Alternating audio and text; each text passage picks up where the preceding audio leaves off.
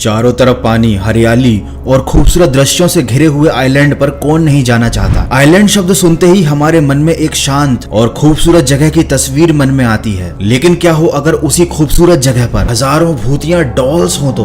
अगर वहीं पर लाखों लोगों को जिंदा जलाया गया हो तो?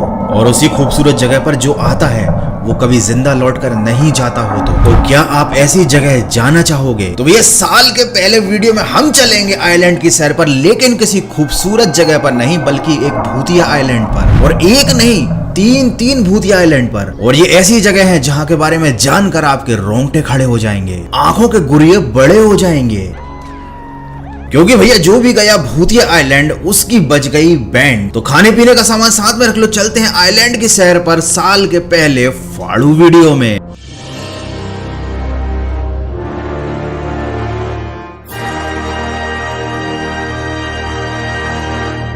पलमायरा आइलैंड ईयर 1798 से लेकर अब तक यहाँ पर कई अजीबोगरीब घटनाएं हुई हैं। अक्सर इस आइलैंड के ऊपर से उड़ने वाले प्लेन और जहाज रहस्यमय ढंग से गायब हो जाते हैं। कई लोगों ने इसके पीछे के रहस्य को जानने की कोशिश की, लेकिन कई कोशिशों के बावजूद भी उन्हें इसमें सफलता नहीं मिली। इस आइलैंड का नाम है पलमायरा और कहा जाता है कि ये आइलैंड काफी लंबे समय से श्रापित है। ये एक ऐसी जगह है जहाँ पर कोई भी जाता है तो वो लौट कर वापस नहीं आ पाता। और इस जगह से जुड़ी ऐसी कई घटनाएं हैं जिन्हें जानने के बाद आप दांतों तले उंगलियां दबा लेंगे। सच में नहीं दबा लेंगे, ये एक कहावत थी। ये जगह इतनी ज्यादा श्रापित और डरावनी है कि यहाँ पर कोई भी स्थानीय निवासी तक नहीं रहता। मतलब ये जगह पूरी तरीके से वीरान है। अगर आप यहाँ पर चले जाते हैं तो यहाँ पर आपको आपके अलावा एक भी इंसान देखने को नहीं मिलेगा। हालांकि ये काफी जंगली इलाका है, लेकिन यहाँ पर आदिवासी भी नहीं रहते।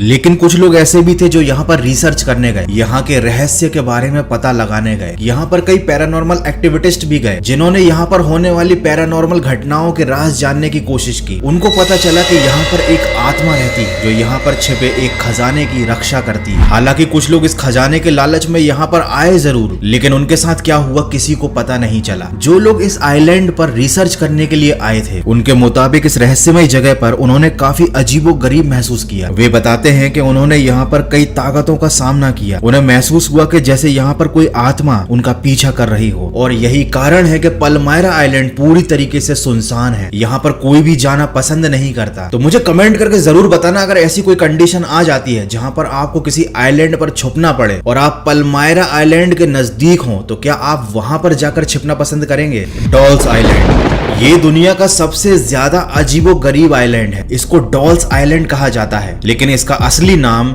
ला इस्ला डे ला मेनेसियस आइलैंड है, क्योंकि इस आइलैंड के हर पेड़ और जमीन पर हजारों की संख्या में डरावनी और टूटी फूटी डॉल्स लटकी हुई हैं। सबसे पहले इस आइलैंड पर 1990 में लोगों की नजर पड़ी थी, जब मैक्सिको सरकार के कुछ कर्मचारी एक प्रोजेक्ट के दौरान यहाँ पर पहुंच गए थे। लेकिन जब उन्होंने यहाँ पर हजारों की संख्या में डरावनी डॉल्स को देखा तो उनके भी रोंगटे खड़े हो गए और फिर उन्होंने इसके पीछे की कहानी को पता लगाने का फैसला किया। इस डॉल्स आइलैंड पर मौजूद इन हजारों डॉल्स के पीछे की कहानी जानकर आपको भी मजा आ जाएगा। सोंटना ब्रेरा नाम का एक व्यक्ति शांति की खोज कर रहा था। ये मैक्सिको का रहने वाला था और इसलिए उसने अपने घर परिवार को छोड़कर एक आइलैंड पर आकर अकेले रहने का फैसला किया और वो आया डॉल्स आइलैंड पर। हालांकि पहले इसको डॉल्स आइलैंड नहीं बोला जाता था, लेकिन ये एक ऐसी जगह थी जहाँ पर काफी कम लोग आते थे और यहाँ पर बहुत शांति रहा करती थी। सोंटना इस आइलैंड पर अकेला नहीं था, वहां पर कुछ टूरिस्ट भी आए हुए थे, लेकिन सोंटना उन सबसे दूर जंगलों के बीच अकेले में रहता था। उस आइलैंड पर आई एक टूरिस्ट फैमिली की छोटी सी बच्ची थी जिसकी मौत समुद्र के किनारे पानी में डूबने से हो गई। उसके बाद वो फैमिली वहां से चली गई और कुछ ही दिनों बाद सोंटना ब्रेरा को उस जगह पर एक तैरती हुई डॉल मिली, ठीक उसी जगह पर जहाँ पर उस बच्ची की मौत हुई थी। सोंटना को लगा कि उस डॉल में शायद उस बच्ची की आत्मा होगी और ये सोचकर उसने उस डॉल को पेड़ पर लटका दिया। क्योंकि वो शांति की खोज तो कर रहा था, लेकिन वो थोड़ा डरपोक था। उसे लगने लगा कि उस बच्ची की आत्मा कहीं उसे परेशान न करने लगे, इसलिए उसने उस डॉल को पेड़ पर लटका दिया और वहां से दूर चला गया। लेकिन उसके बाद कुछ ऐसी घटनाओं का सिलसिला शुरू हुआ जो सोंटना की समझ से भी बाहर था। तट पर कोई ना कोई डॉल जरूर मिलती और वो हर डॉल को उठाकर पेड़ पर लटका देता। सोंटना को खुद समझ में नहीं आ रहा था कि उस आइलैंड पर इतनी सारी डॉल्स आखिर आ कैसे रही हैं। धीरे धीरे उन डॉल्स की संख्या हजारों में पहुंच गई। जब मैक्सिको गवर्नमेंट गवर्नमेंट को इस पूरी कहानी के बारे में पता चला और उन्होंने इस बात की जांच की तो उन्हें भी इस बात का कोई जवाब नहीं मिला कि आखिर उस आइलैंड पर इतनी सारी डॉल्स आ कहां से रही थी। सौंटना हर डॉल को उठाकर पेड़ पर लटका देता। जब पेड़ों पर जगह खत्म हो गई तो उसने डॉल्स को जमीन पर रखना शुरू कर दिया। ये सिलसिला कई सालों तक चलता रहा और एक दिन रहस्यमय तरीके से सौंटना की भी मौत हो गई, ठीक उसी जगह जहां पर वो बच्ची मरी थी। वैसे तो ये मैक्सिको का एक टूरिस्ट डेस्टिनेशन बन चुका है। यहाँ पर हजारों लोग दिन के समय घूमने आते हैं, लेकिन रात में यहाँ पर किसी को भी रुकने की इजाजत नहीं है। बहुत से लोगों का मानना है कि ये गुड़ियाएं रात के समय जिंदा हो जाती हैं, क्योंकि ये कहां से आई थी इसके बारे में आज तक किसी को नहीं पता और यही रीजन है कि इस आइलैंड का नाम बदल के डॉल्स आइलैंड कर दिया गया। ये कहानी सुनने में जितनी डरावनी है,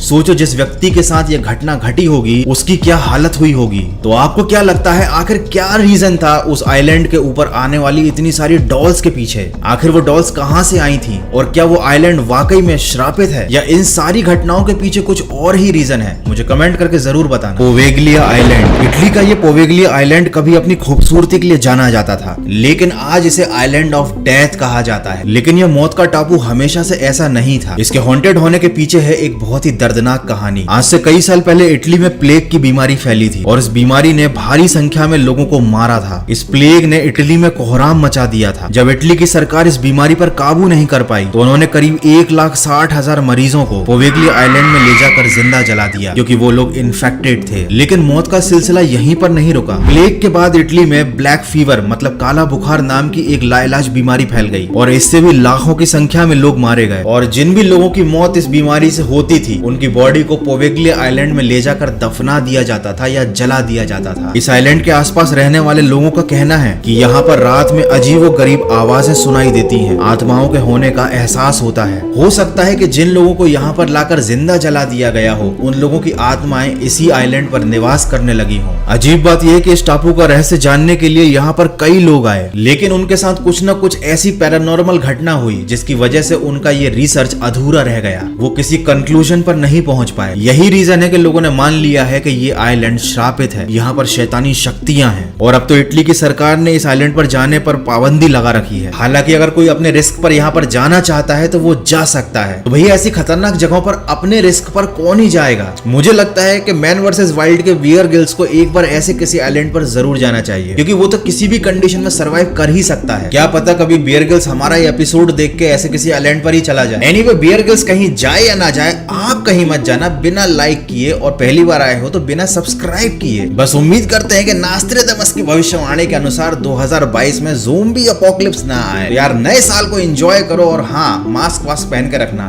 टेक केयर, गुड बाय, मिलते हैं अगले फाड़ू वीडियो में।